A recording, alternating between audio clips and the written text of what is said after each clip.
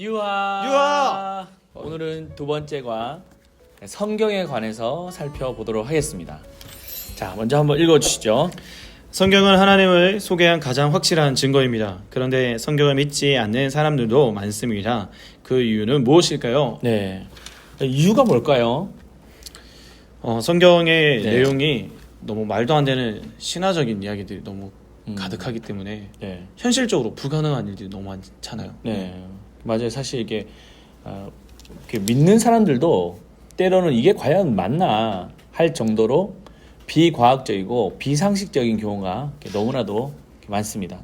제가 아는 한 청년은 교회를 와서 신앙생활을 해보겠다고 그렇게 결정하고 그럼 어떻게 할까라고 하다가 성경을 내가 읽어야 되겠다 기특한 생각을 한 거예요. 네. 그래 잘 됐다라고 했는데 성경을 읽다가 저한테 찾아와서 목사님 이거 못 믿겠습니다 라고 하는 거예요. 왜냐 물어보니까 성경을 읽는데 창세기 5장에 그 족보 읽다가 충격을 받은 거예요. 왜냐면 거기 족보에 보면 그 사람들이 죽었던 나이가 나오잖아요. 그죠? 네. 그래서 아담이 몇 살 때 죽었습니까? 네, 930세에 죽게 되잖아요. 그리고 성경에서 가장 오래 살았던 사람 무드슬라. 네, 69? 네, 969 맞나요? 맞겠죠. 네, 그러니까 너무 이게 말이 되냐 어떻게 사람이 900살까지 살 수 있느냐 못 믿겠다라고 하는 경우도 많이 있었다는 것이죠.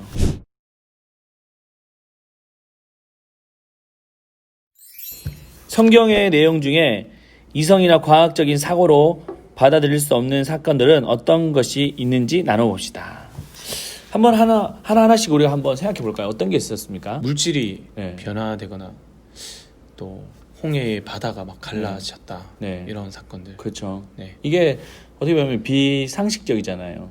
사실 그 물이 변하여 포도주가 된다라고 하는 것은 이 화학적인 변화가 일어나는 것입니다. 이게 가능하겠습니까? 실제적으로 변한다는 것은 어렵지 않을까? 안 되지 않을까? 그렇죠. 근데 이제 성경에는 분명히 변했다라고 이렇게 말하고 있잖아요. 또 아까 뭐 얘기했던 물이 갈라지는 경우, 뭐 이렇게 안면도가 살짝 갈라졌다. 그런 수준이 아니고 큰 홍해가 갈라졌다라고 하는 것은 납득하기 어려울 것입니다. 또 보면 처녀가 아기를 갖습니다. 이게 맞아요. 동정녀 탄생이라고 하죠. 예수님께서 처녀의 몸으로 이렇게 나셨지 않습니까? 이게 참 받아들이기 어려운 경우도 많습니다. 또 어떤 예수님의 기적 사건 중에 어떤 게 있습니까? 오병이어 사건. 네. 물고기 2마리와 떡 5덩이로 5,000명 이상을 먹였다는 그런 네. 말들. 아직까지 궁금해요. 갑자기 막 떡이 커졌을지, 네. 갑자기 떡이 많이 막 축사련이 막 여러 개 막 생겼을지 네. 아주 궁금합니다. 맞아, 우리가 그곳에 있지 않았기 때문에 모르는 거죠. 네. 근데 이제 뭐 성경 신학자 중에 좀 자유적인 신학자들 이렇게 말해요. 그 당시에 뭐 정말 예수님께서 오병이어로 5,000명을 먹이고 12광주리가 남았던 것은 어떤 초자연적인 역사가 아니라 이렇게 설명하는 거예요. 예수님께서 이제 사람들에게 먹을 것을 좀 주고 싶었는데 다 이렇게 뭔가 없으니까 어떻게 해야 될까 하다가 어느 한 소년이 예수님께 나와서 예수님 제가 가지고 있었던 이 도시락 어머니가 싸주신 도시락을 드립니다 라고 하니까 그제서야 사람들이 다 그걸 보고 야 우리 다 꺼내라 다 애도 저렇게 예수님께 바치는데 다 꺼내 도시락 다 까 해서 그 도시락을 다 이렇게 모으니까 자기가 먹고 남은 도시락이 그렇게 됐다 이렇게 말하는 거죠. 그래서 어떤 기적적인 사건으로 보지 않습니다. 근데 이제 성경은 분명히 오병이어로 5,000명을 먹였던 사건을 말하고 있죠. 이런 내용을 볼 때 상식적으로 이해가 되지 않고 납득되지 않는 경우가 사실 많습니다.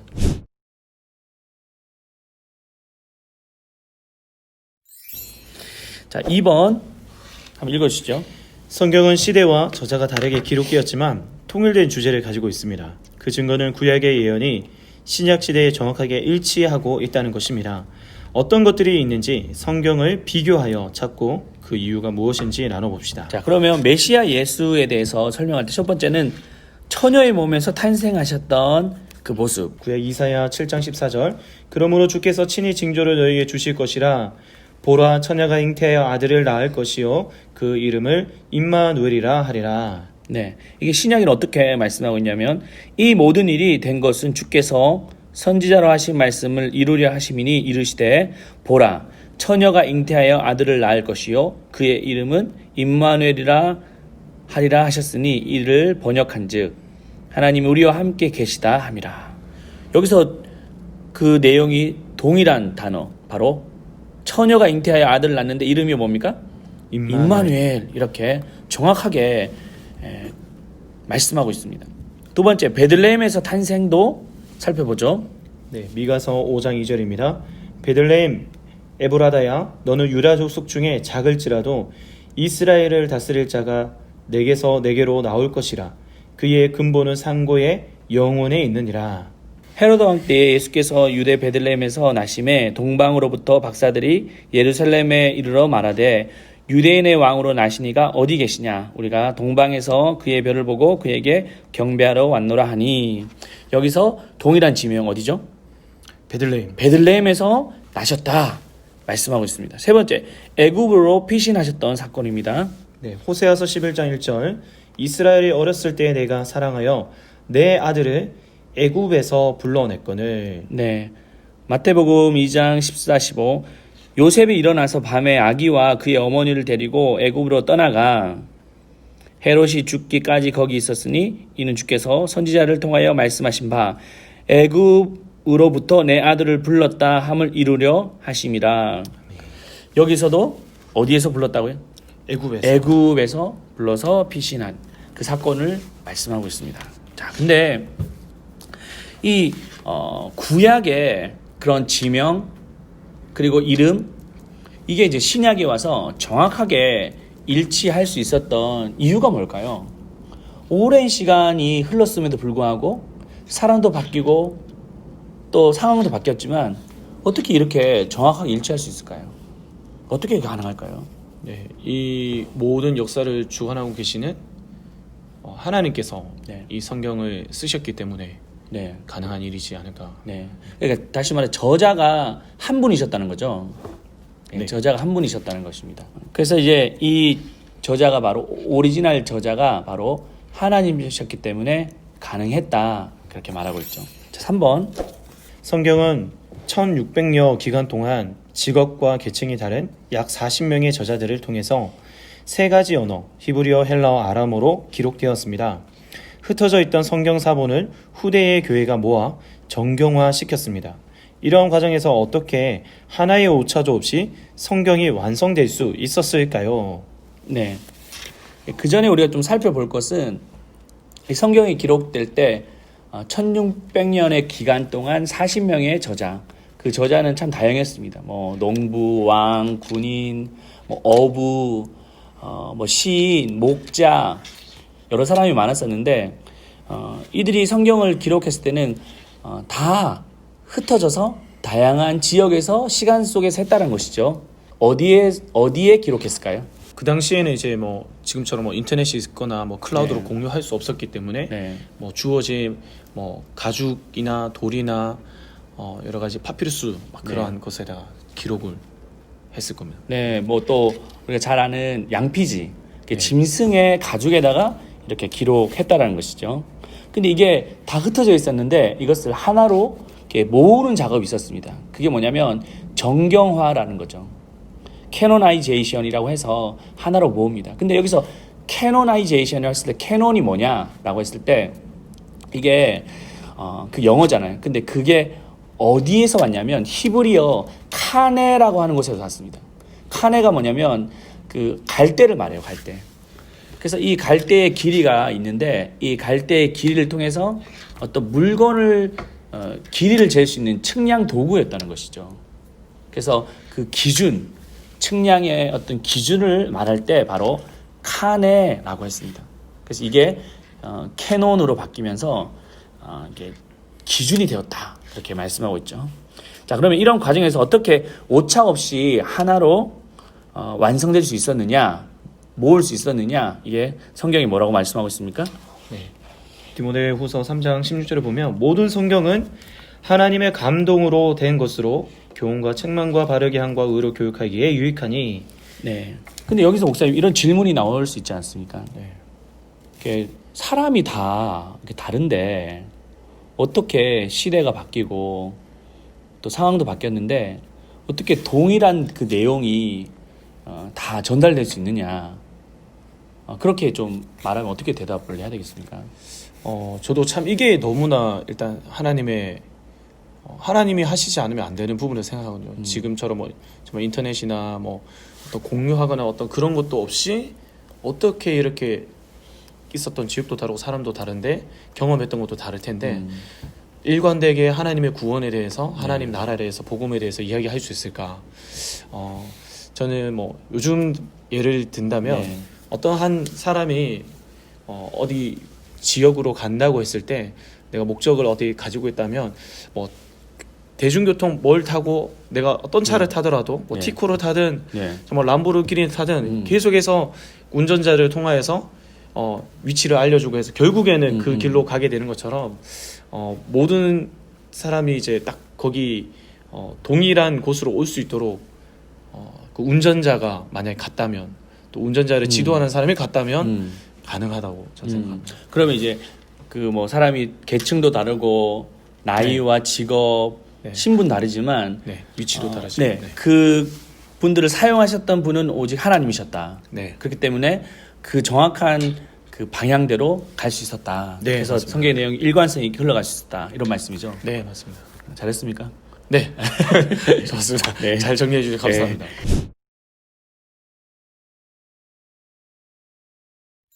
4번 한번 읽어주시겠어요? 성경은 성령님의 감동으로 기록되었습니다. 성령님의 감동은 무엇을 뜻하는지 자유롭게 나눠봅시다. 네. 성령님의 감동 이게 뭘까요? 한 단어로 말하면 인스퍼레이션이라고 말하죠. 이게 뭡니까? 우리 영문학과 출신 영감. 영감? 영감이 뭐죠?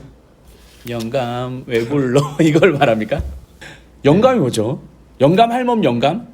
아니면 뭐죠? 진리를 깨닫게 되는 어떤 네. 창조적인 일, 계시의 네. 일을 영감이라 하잖아요. 이제 영의 감동이라고 말하면 좋을 것 같아요. 네. 영의 감동. 우리가 영감을 받았다 이런 말 있잖아요. 언제 그런 말 많이 씁니까? 저는 설교를 쓰다가 영감 받았다. 일반적인 사람들에게는 언제 영감을 받습니까? 음악을 하는 경우에 네. 자다 갑자기 막 영감을 받고 곡을 쓰는 거예요. 네. 또 뭐 미술을 하는 사람은 갑자기 영감을 받아 막 그림을 그리기 시작하죠. 이건 단지 어떤 뭐 예술가에만 족한 것이 아닙니다. 모든 사람이 다 영감을 받는 거예요. 영감을 받아서 그 영감에 따라서 행동을 하게 되는 것이죠. 우리는 다 영감의 지배를 받습니다. 근데 영감은 두 종류의 딱. 첫 번째는 선한 영의 감동을 받습니다. 이게 무슨 영이냐면 바로 어떤 영일까요? 성령이라고 합니다. 네. 두 번째는 악한 영의 지배를 받기도 합니다. 이게 뭘까요? 악령이죠, 악령. 우리는 그 중간지대가 없습니다. 그래서 그 선한 영의 지배를 받아야 되는데 오늘 이 제자들은 성령의 지배를 받아 성령의 감동하심을 따라 이 성경을 기록했다. 그렇게 말씀하고 있습니다.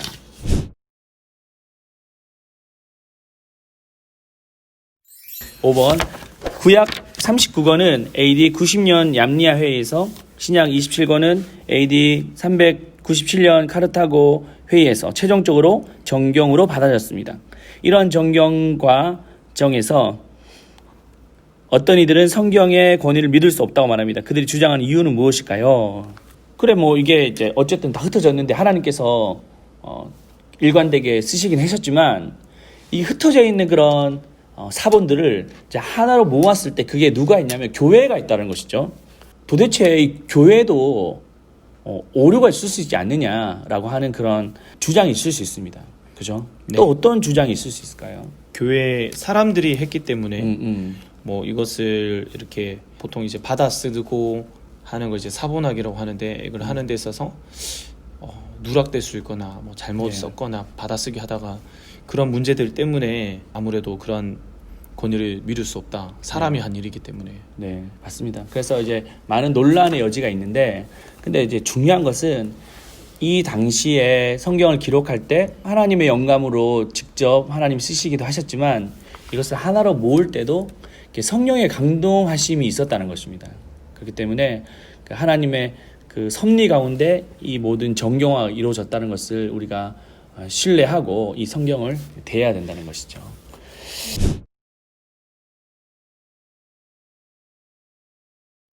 6번 읽어주십시오. 하나님의 백성들에게 성령이 감동하시는 증거는 성경의 곳곳에 나옵니다. 그 예를 찾아봅시다. 자, 디모데후서 3장 16, 17절.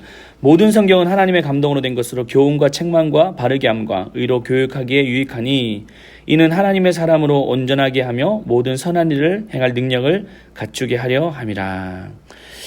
이 성경은 어떻게 쓰여졌다고요? 하나님의 감동으로. 네, 하나님의 감동이라고 하는 것은 영감을 이렇게 말하고 있습니다. 두 번째는 다니엘서 1장 17절 한번 읽어주십시오. 하나님이 이 네 소년에게 학문을 주시고 모든 서적을 깨닫게 하시고 지혜를 주셨으니 다니엘은 또 모든 환상과 꿈을 깨달아 알더라. 네, 다니엘이 하나님께로부터 왔던 환상과 꿈은 어떻게 가능했냐면 하나님으로부터 받는 어떤 영감을 통해서만 깨달을 수 있었다는 것이죠. 그래서 우리가 잘 아는 그 느부갓네살 왕이 어떤 꿈을 꾸는데 그 꿈에 대해서 해석해라 라고 할 때 그냥 꿈만 해석해, 내가 꿈을 설명해 줄 테니까 이것을 풀어봐 라고 하지 않고 그 꿈까지 네가 말하고 해석해라 말하고 있지 않습니까? 네, 맞습니다. 그게 이제 어떻게 가능할까요? 자신의 어떤 생각으로 지혜로 이게 가능할까요? 아닙니다. 네, 불가능한. 어떻게 가능하죠? 하나님이 가르쳐 주셔야만, 알려 주셔야만, 영감을 주셔야만 네. 가능합니다. 그렇죠. 이제 그런 영감을 통해서 그가 환상과 그 꿈을 다 볼 수 있었다는 것입니다. 자, 이러한 그 성령님의 영감, 이게 참 우리에게 중요한데 이게 성경에도 곳곳에 나오잖아요. 언제 나옵니까 이게?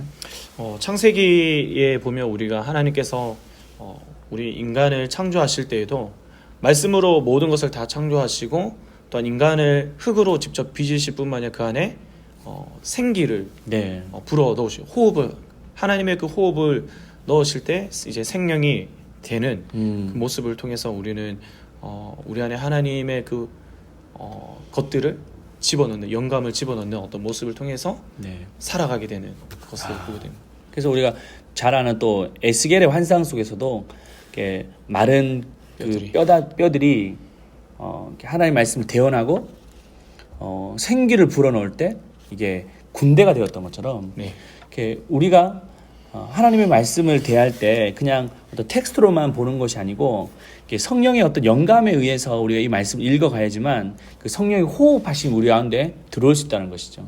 그래서 우리의 그 삶에서도 이 말씀이 우리의 삶에 역사하기 위해서는 바로 성령의 영감이 반드시 필요하다. 이것을 말씀하고 있습니다.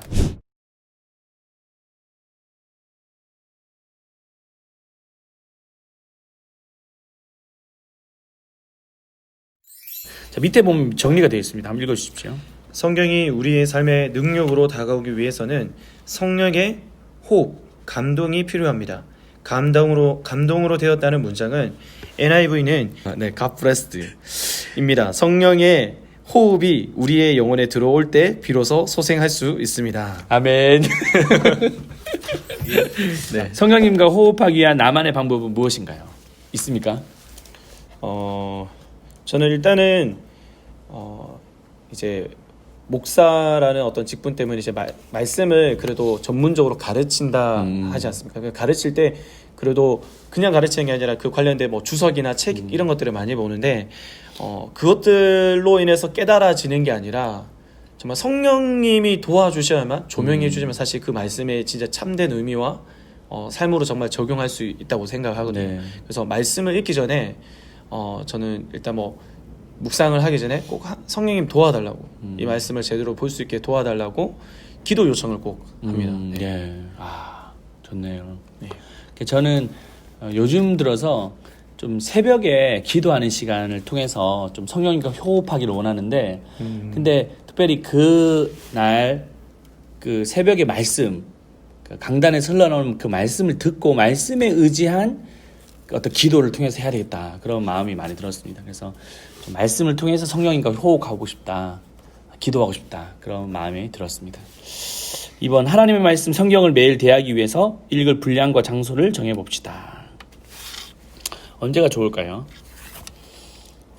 저는 교회 이제 교육자로 이제 출근해서 모든 걸 시작하기 전에 제일 먼저 하는 게 제일 중요한 것 같습니다. 그러니까 뭐 계속 사역을 하면 카톡이 오고 뭐 이제 회의하고 뭐 하다 보면 너무 정신없이 맞습니다. 해서 시간을 떼어서 가장 첫 번째 시간에 좀 집중해서 하나님 말씀을 읽고 또 그것에 대해서 묵상하고 시작해야겠다라는 네.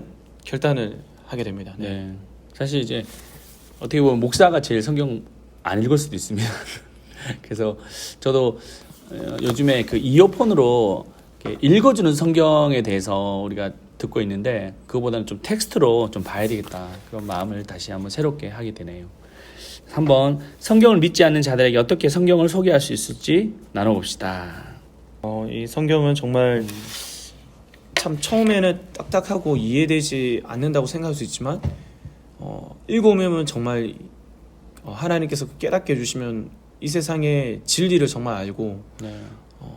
정말 담대하게 살아갈 수 있는 그 지혜를 얻는 게 딱 성경인 것 같아서 이 성경은 정말 놀라운 책입니다. 라고 소개할 것 같습니다. 네. 전 이렇게 많은 분들이 성경을 이렇게 잘 읽지 않고 또 이렇게 잠깐 읽고 어느 부분만 읽고 전체를 다 판단하는 경우가 많이 있는데 한번 처음부터 끝까지 한번 읽어보시라고 권하고 싶습니다. 그러면 내 삶에 정말 변화가 일어날 것이다. 그렇게 권면해드리고 싶습니다. 우리가 잘 아는 그 루이스 웰레스라고 하는 사람이 있습니다. 그 사람은 군인이자 장교, 외교관, 장관 그랬었는데 그 사람이 원래 아세요? 안티 기독교였습니다. 어떻게든 이 믿는 사람들이 이렇게 신앙이 거짓이라는 것을 좀 밝혀내고자 많이 박해도 하고 했었는데 이 사람이 그래서 결단하는 거예요. 내가 한번 이 기독교 가짜라는 것을 내가 만천하에 알리겠다라고 해서 온갖 그런 정보들을 다 자료들을 다 모으고 이제 마지막에 성경을 읽습니다. 성경을 제대로 읽어야지만 이게 거짓이라는 것을 드러내기 위해서 그렇게 읽었는데 창세기부터 쭉 성경을 읽어가는데 갑자기 뭐 눈물이 터지는 거예요. 왜냐하면 이 말씀의 그 능력이 그에게 임한 것입니다. 그래서 자기가 죄인이었구나라는 것을 깨닫고 예수만이 자기의 구원자라는 것을 고백하게 되고 그가 이제 변화되었던 거죠. 언제? 성경을 어떤 이유든 읽어 내려가기 시작할 때 그렇게 됐다는 것을 말씀하고 있어요. 그래서 결국에 그가 기독교가 가짜라는 것을 드러내려고 성경을 읽었지만 결국에는 기독교가 참이라고 하는 작품을 만들었습니다. 그게 유명한 벤허였다는 거죠.